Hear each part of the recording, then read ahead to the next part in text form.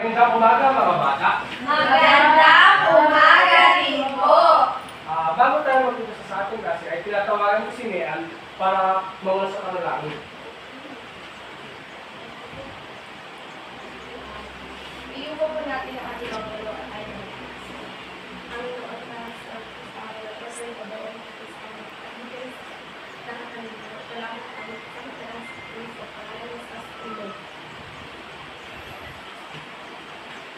Ngayon mga bata, ay pwede na kayo magsipagpupo. Ngayon mga bata, bago tayo mag-umpisa sa ating klase ay meron tayong may sasagutan tayo mga bata.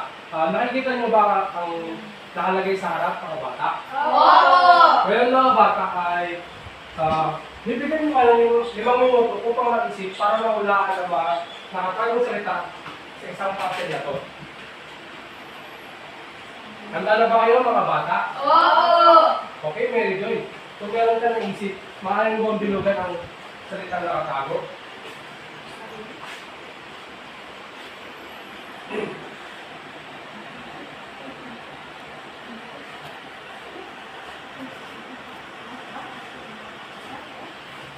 Okay, very good.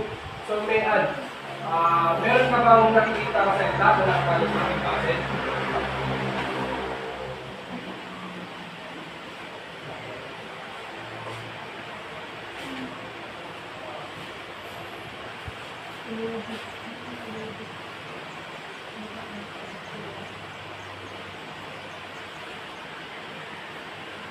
Okay, magaling, Mayan. Okay, Stephanie, meron ka bang nakikita ang sagot sa ating puzzle?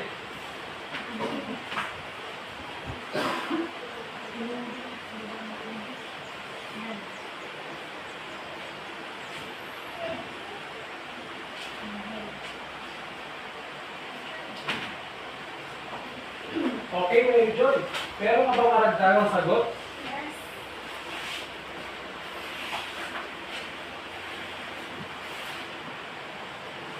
Okay, magaling.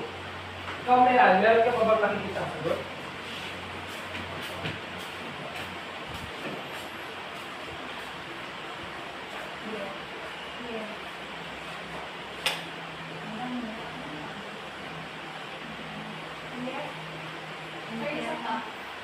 Okay, Mayan.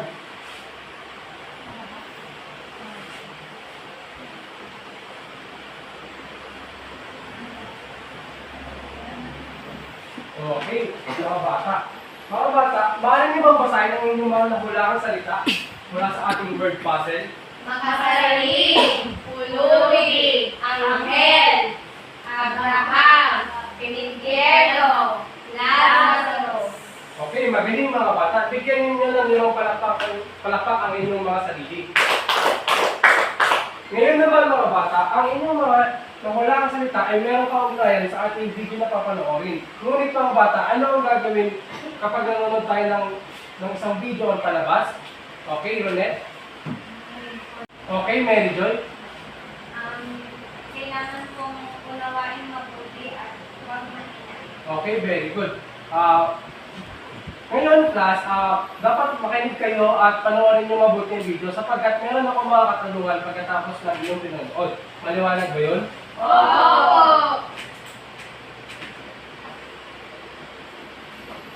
Magandang umaga mga bata. Ako ang si Sir Jeremy at ngayon mga bata ay mayroon akong ibabahagi sa inyong kwento. Pinamagatan nito ang pulubi at ang gold. Ngayon mga bata ay huwag kayong makinig. Noong isang daw, ang galit na kulay o yung dilo, nabibungang araw-araw sa karangahan. Sa kanyang tarangka, nakampalang isang pulubi si Lazarus. Nangingirit ang buong katawan ni Lazarus dahil tagtag siya ng sugat. Nangangalam din ang kanyang sigmura dahil sa sobrang gutom.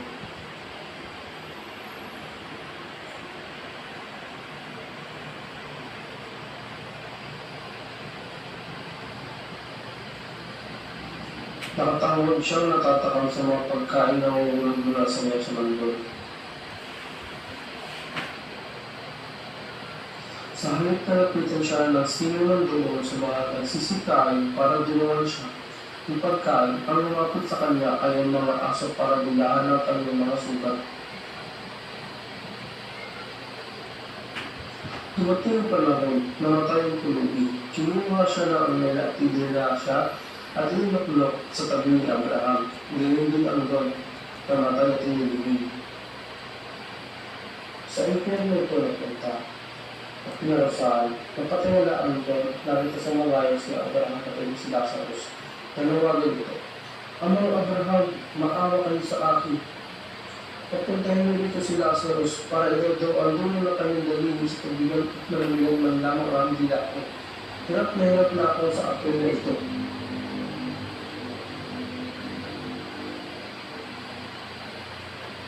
Anak, naaano mo ba na mabudo ka pa? Tinagot mo lang lahat. Ang mabubuting bagay. Samantalang lahat ng sasakwat ay ito para Lazarus. Pero mo, sa kanya naman dapat ang pagbibigay at sino naman ang pagbibigay. Isa pa, napakalaking nakakanggot natin kaya mahirap nang matuloy pa ang langit mula ang hanggang dito. Hindi tayo matuloy din muli ito. Mula ito hanggang dyan, sagot ni Abraham. Maawa na kayo sa aking anak. Papuntahin niyo si Lazarus sa bahay ng aking lumang mga kapatid. Ama, pabalaan sila nang hindi sila makasunod sa lugar na ito. Nagulo si Abraham. Naroon si Moses sa Tamato at hayaan mong makinig sila sa kanila. Hindi amang Abraham, sabi niya. Pag mula sa mga lumapan na ang pupunta sa kanila ay tiyak nagsisisi sila. Nagmamakawa muli ang mo. Maawa na kayo, Ama. Papuntahin mo sila sa bahay ng aking limang kapatid na lalaki. Pabalaan mo sila na hindi sila makasunod sa lugar na ito. Ngunit, talino ni Abraham sunod. Kung ayaw nilang makinig kay Moses sa mga ibang propeta, hindi rin sila magpapundin ng kahit sino sa kahit kanino mang namatay ng babalik. Okay, mga bata. Naintindihan niyo ba ang ating pinanood na palabas? Oo. Okay, kung meron din maintindihan mga bata, ano nga ulit ang magandang ating kwento? Okay, Mary Joy.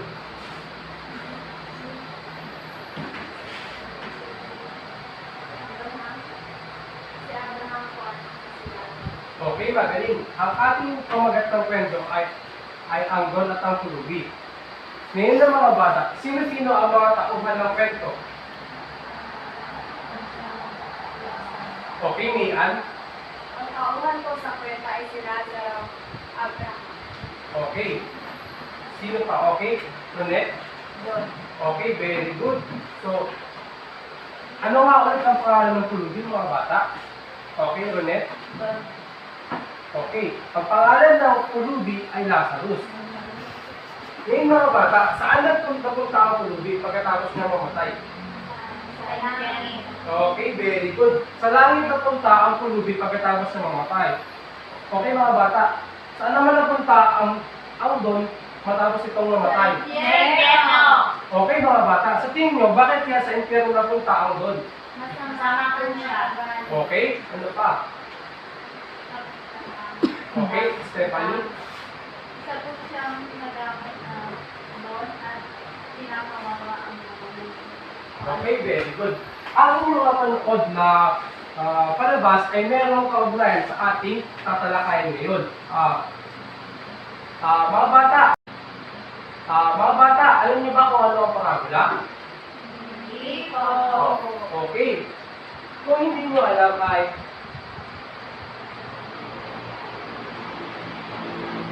may mga bata, pakibasa na sabay-sabay. Ang parabola ay isang pangyayari na kadalasang sinalatan sa kalalawan ng isang lugar o rehiyon ng anak. Okay mga bata, ang binasabi natin kaninang istorya ay isang uri ng parabola. Opo! Okay, magaling. Mukhang naiintindihan ninyo ang ating pinalakay. Ngayon naman mga bata,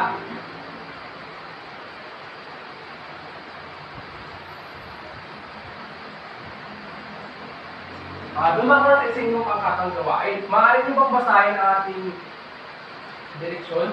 Bumuo ng tatlong grupo, bawat grupo ay gagawa ng dula-dulaan patungkol sa mangyayari kwento ng Don at Pulubi. Ang bawat grupo ay mamimili sa kwento Ito. Okay. Ang unang grupo ay magmumula kay Mary Joy at Mayan. At ang pangalawang grupo naman ay mapupunta kay Stephanie at Regonet. Okay, bibigyan ko kayo ng 20 minutes mga bata upang makapili at may sa ulo ang mga linya ng kwento. Maliwanag ba yun? Opo.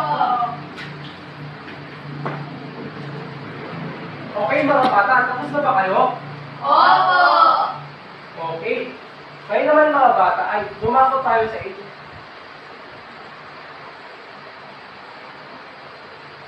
Okay naman mga bata. Ngayon naman mga bata ay dumako tayo sa inyo individual na gawain. Maaari niyo bang basahin? Isulat sa pantang ang katumbas na salita na nasa halaygid. Okay mga bata. O, bibigyan ko kayo ng 5 minuto upang tapusin ninyo ang inyong gawain. Okay, tapos na ba kayo mga bata? Opo. Okay. Yun yung sagutan natin. Ano kaya ang parabola?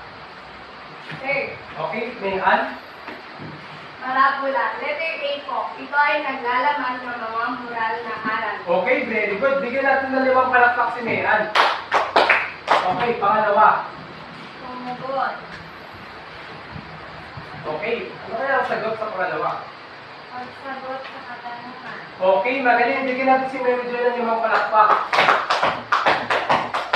Okay, sa number 3. Nakatanghol. Okay, Stephanie.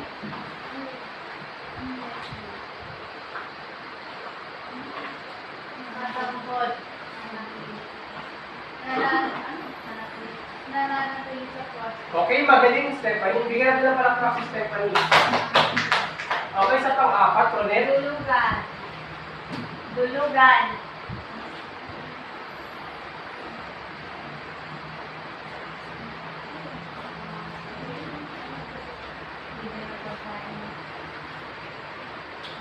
Bigyan ng pagkain. Okay, magaling. Bigyan natin ng 5 palakpak si Ronel. At ang panghuli, Mary Joy. Daw. Kaya ilang ti ang mga kamay. Oh, Letter F. okay, magaling mga bata. Palakpakan si Mary Joy. Okay mga bata, mukhang naintindihan nyo ang ating talakayin ngayong araw. Mga bata, tungkol saan ang ating talakayin ngayon? Tungkol sa parabola. Okay, Ronel. Tungkol po sa parabola. Okay, Mary Joy, ano nga ulit ang parabola? Ito po ay naglalaman ng mga moral na aral. Okay, very good. Mga bata, may katanungan ako. Kung kayo ba ang doon, gagayahin niyo ba siya? Hindi po. At bakit mga bata? Okay, Mayan? Hindi ko po siya gagayahin dahil po. Ito po ay hindi mabuting gawain. Okay, magaling. Bigyan natin ng 5 palakpak si Mayan. Okay mga bata, mukhang naiintindihan nyo at nangunawaan ninyo ang ating talakay para ngayong araw. Ngayon naman mga bata, ito ba ako tayo sa inyong takdang aralin? Sabi-sabihin ninyong basahin. Magdala ng halimbawa ng parabola at isulat ang aral na nakakaloob dito. Okay, bibigyan ko kayo ng 5 minuto mga bata upang tapusin ito sulatin. Tapos na ba kayo mga bata? Oo! Okay mga bata, at dito na lang natatapos ang ating aralin para sa ngayong araw. Okay, paalam na mga bata.